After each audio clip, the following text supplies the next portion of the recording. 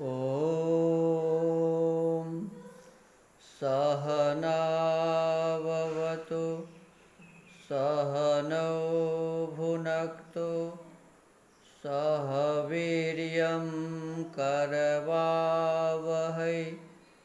तेजस्विनावधीतमस्तु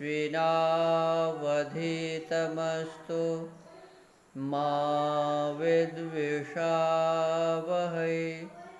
ओम शांति शांति शांति। आदरणीय श्रोतागण, सादर नमस्ते। आज ऋग्वेदादि भाषा भूमिका के उपासना विषय में अथर्ववेद का मंत्र है ओम ओरोह पृथुः शुभोर्भुव इति तोपास्महे वयम्।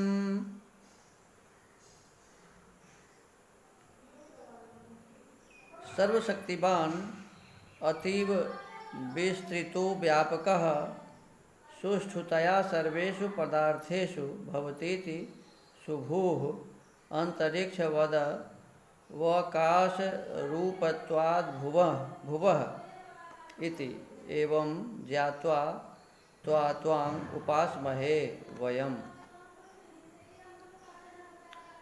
आप सब बल वाले अर्थात आदि अंत रहित तथा सब पदार्थों में अच्छी प्रकार से वर्तमान और अवकाश स्वरूप से सबके निवास स्थान है। इस कारण हम लोग उपासना करके आपके ही आश्रित रहते हैं।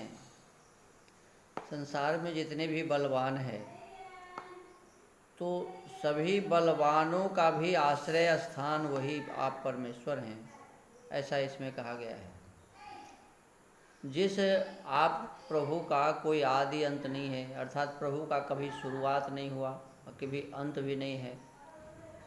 जिसका आरंभ होता है उसका अंत होता है। परमात्मा का न कभी आरंभ है और न कभी अंत है।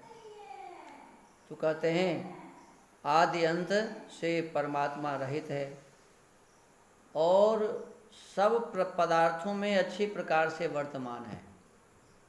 से छोटे पदार्थ हैं, बड़े से बड़े पदार्थ हैं, सभी पदार्थों में परमात्मा अच्छी प्रकार से विद्यमान है, वर्तमान है। कोई भी पदार्थ ऐसा नहीं जहाँ परमात्मा नहीं है। अच्छी प्रकार से सब ओर से, ऊपर नीचे बाहर भीतर हर जगह वो परमेश्वर वर्तमान है।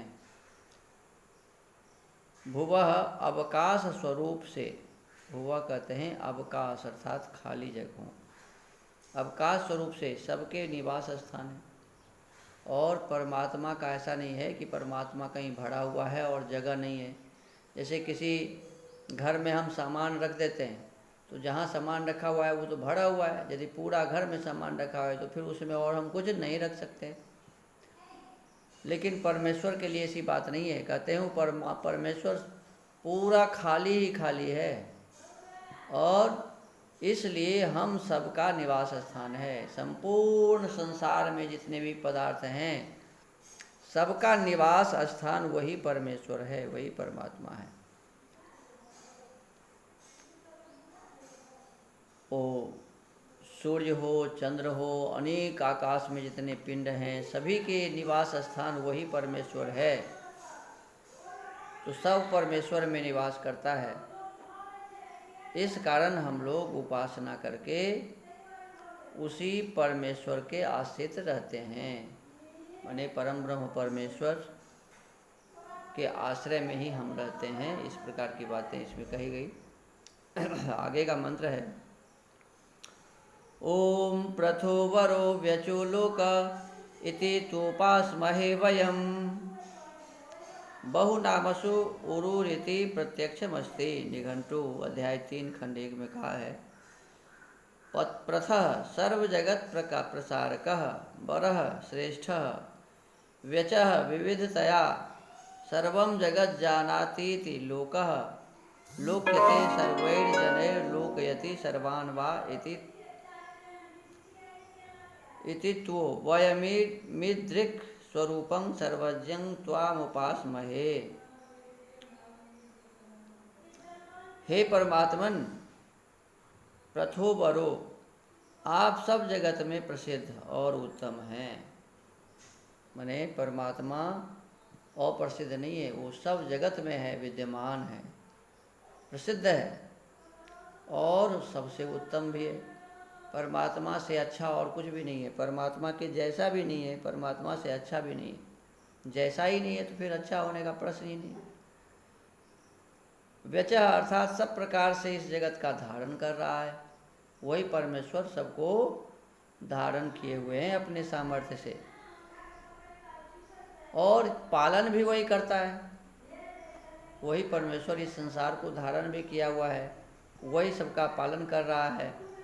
और एक समय आएगा जब सबको सबसे वियोग कर देता है, हमारे नहीं चाहते हुए भी हमें इस शरीर से वियोग कर देता है।